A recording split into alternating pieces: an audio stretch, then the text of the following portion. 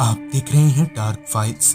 Dark files की आज की इस कहानी में आगे बढ़ने से पहले अगर आपने अभी तक डार्क फाइल्स चैनल को सब्सक्राइब नहीं किया है तो कर लें, और ऐसी ही और वीडियोस के लिए देखें अनहोनी। चैनल की लिंक आपको नीचे डिस्क्रिप्शन बॉक्स में मिल जाएगी। 11 दिसंबर साल 2008 ये वो मनहूस तारीख थी जिसे मैं चाहकर भी अब तक नहीं भूल पाया। उस रात को याद करते ही आज भी मेरी रूहें कांप जाती है। असल में कुछ यूं हुआ था कि काम से मैं एक ट्रक ड्राइवर हूं और ट्रक चलाकर मैं ठीक ठाक ही कमा लेता हूं। ऐसी ही एक शाम जब मेरी तबीयत कुछ खास अच्छी नहीं थी, जिस वजह से मैं घर पर ही आराम कर रहा था कि इतने में ही मेरा मोबाइल बज उठा। मैंने आधी खुली आंख से बिना नंबर देखे ही फोन उठाया, तब सामने से आवाज आई, हाँ संग्राम, अब कैसी है तबीयत? ये आवाज सुनते ही मुझे मालूम पड़ गया कि ये मालिक की आवाज है, और मैं ये भी जानता था कि ये खड़ूस बिना कुछ काम के मेरा हाल पूछने वाला नहीं है। और कुछ ही देर में मेरा अंदाजा सही होता दिखा। आगे मालिक ने बताया कि गोवा में एक जगह पर माल की डिलीवरी करनी है और ये काम जितना जल्दी हो जाए उतना ही अच्छा है। जिस पर मैंने कहा, अच्छा ऐसी बात है तो मैं देखता हूँ, अगर तबीयत ठीक हो जाए कल तक तो मैं निकल जाऊँगा। मालिक से बात हो जाने के बाद मैं इस सोच में पड़ गया कि मेरा खलासी तो कुछ दिनों के लिए अपने गांव गया हुआ है, तो फिर मैं अकेले कैसे जाऊंगा। खैर फिर मैंने इस पर उतना नहीं सोचा और दवा खाकर सो गया। अगली सुबह फिर जब मेरी आंख खुली तो मेरा सिर दर्द गायब सा हो गया था और अब बुखार भी उतर चुका था। घर पर आराम से नाश्ता पानी करके मैंने मालिक को फ़ोन मिलाया और उन्हें ये पूछा कि मुझे ट्रक लेकर किस वाले लोडिंग पॉइंट पर पहुंचना है। मालिक ने उस जगह का एड्रेस दिया और फिर मैं ट्रक लेकर सीधे उस लोडिंग पॉइंट पर पहुंचा और मालिक को फ़ोन करके ये बता दिया कि खलासी ना होने की वजह से मैं अकेले ही निकल रहा हूँ। मालिक से बात हो जाने के बाद ट्रक में माल लोड हो गया, जिसके साथ ही मैंने भगवान का नाम लेकर ट्रक को चालू किया और गोवा जाने के लिए रवाना हो गया। अगर मैं चाहता तो किसी दूसरे खलासी को भी साथ ले सकता था, मगर किसी और के साथ मेरी जमती नहीं है, तो मैं अकेले ही निकल गया। पनवेल से गोवा यहीं कोई 550 किलोमीटर के आसपास ही होगा।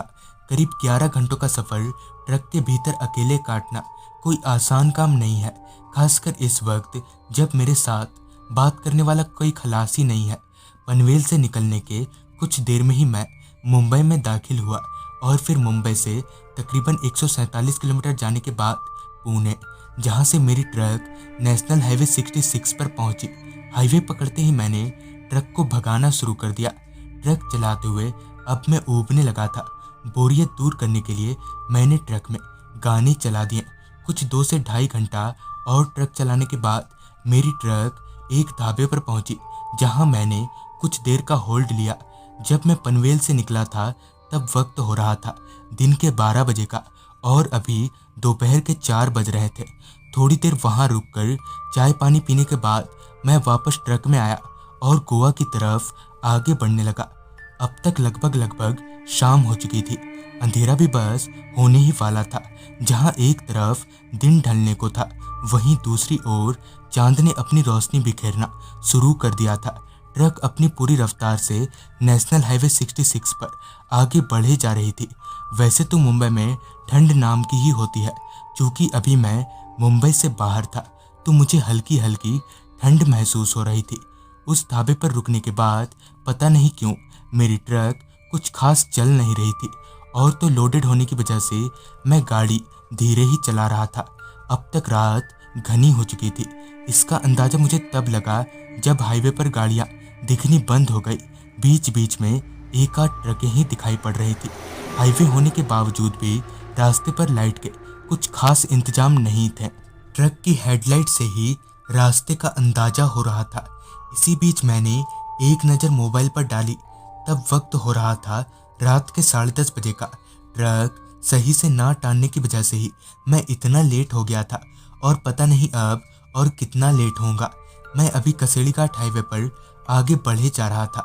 इससे पहले वाले रास्ते पर तो एक आध गाड़ियां भी दिख रही थी, मगर इस रास्ते पर ना तो कोई गाड़ी दिख रही थी और ना कोई ढाबा।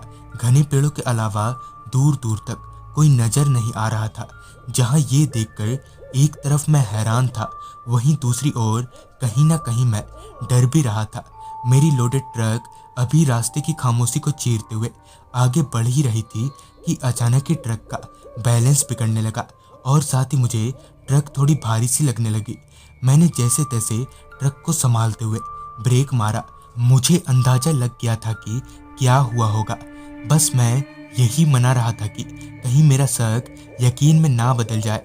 फिर जब मैंने ट्रक से नीचे उतरकर देखा तो पाया कि ट्रक का सामने का एक टायर पंचर हो गया है।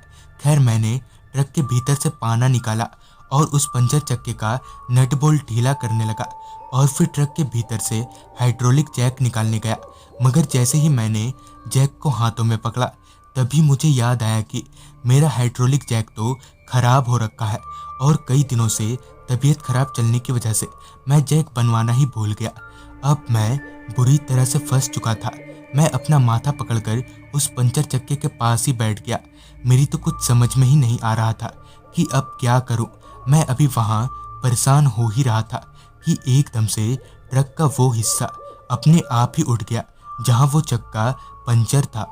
ये देखकर मुझे मेरी आंखों पर यकीन ही नहीं हो रहा था कि भला ट्रक का एक भाग अपने आप ही कैसे उठ गया, जबकि ना ही तो मैंने जैक लगाया था और ना ही वहां मेरे अलावा कोई इंसान दिख रहा था। मैंने ज्यादा वक्त ना गवाते हुए फटाफट उस पंचर टायर को खोला और अपनी स्टेपनी टायर को लगाने के बाद नट बोल्ट कस दिया। ये सब कुछ करने के बाद मैं अपनी जगह से जैसे ही उठकर खड़ा हुआ कि एकदम से ट्रक का ऊपर उठा वो हिस्सा वापस नीचे आ गया। मैं तो इतना डर गया था कि मेरे हाथ पैर फूलने लगे थे। मैं जल्दी से ट्रक में चढ़ा। मेरे ट्रक को स्टार्ट करने से पहले मेरे बगल वाली सीट का दरवाजा खुला और ऐसा लगा कि जैसे कोई मेरी ट्रक में आकर बैठा हो, क्योंकि कदमों की आहट और बगल वाली सीट पर किसी के बैठने का दबाव साफ साफ मैं देख पा रहा था। इतने में ही बगल वाली सीट का दरवाजा खुद ब खुद बंद होकर लॉक हो गया। ये सारी चीजें किसी और के ट्रक में होने का एहसास करवा रही थी, मगर मुझे तो कोई दिख ही नहीं रहा था। खैर, कांपते हाथों से मैंने ट्रक की चाबी घुमाई और वहां से आगे बढ़ गया। मैं अभी उस जगह से कुछ दूर ही गया होऊंगा कि ट्रक के भीतर धुआं फैलने लगा। सूंघने पर पता चला कि ये धुआं बीड़ी का है, मगर ये कैसे हो सकता है? उस वक्त ट्रक में ना तो मेरे अलावा कोई था और ना ही मैं बीड़ी पीता हूँ। इसी सोच के कश्मोकश में मैं ट्रक चलाता रहा। फिर जब मैंने एक नज़र बगल वाली सीट पर डाली तो मेरे तोते उड़ गए। मेरे रगों में खून की जगह डर बहने लगा। दरअसल उस सीट पर एक बूढ़ा आदमी बैठा था जो कि बीड़ी पी रहा था। मैंने बड़ी हिम्मत जुटाकर उस आदमी से पूछा, आप कौन? जिस पर उसने कुछ नहीं कहा। तभी मैंने उसके शरीर पर हाथ रखा, मगर ये क्या, मेरा हाथ उसके शरीर के आर पार हो गया। ये देखकर मेरा दिमाग ही घूम गया। मेरे हाथ स्टीयरिंग पर कांपने लगे और जब मैं ट्रक नहीं संभाल पाया तो ट्रक एक पेड़ से जा टकराई, जिसके साथ ही मैं बेहोश हो गया। फिर जब मेरी आंख खुली तब मैं ट्रक में ही था। 2-4 लोग मेरे मुंह पर पानी के छींटे मार रहे थे। मैंने उन्हें पूरी बात बताई। तब उन्होंने बताया कि गलती तुम्हारी है, तुम्हें इतनी रात गए इस रास्ते पर नहीं आना चाहिए था। दरअसल इस रास्ते पर कई हादसे हुए हैं और तब से कसेली घाट का ये इलाका हॉन्टेड हो गया है। तो दोस्तों, ये थी आज की कहानी। अगर आपके पास भी ऐसी कोई कहानियां हैं तो हमारे साथ जरूर शेयर करें। तो मैं आर्यन जल्द ही मिलूंगा आपसे ऐसी ही एक कहानी के साथ।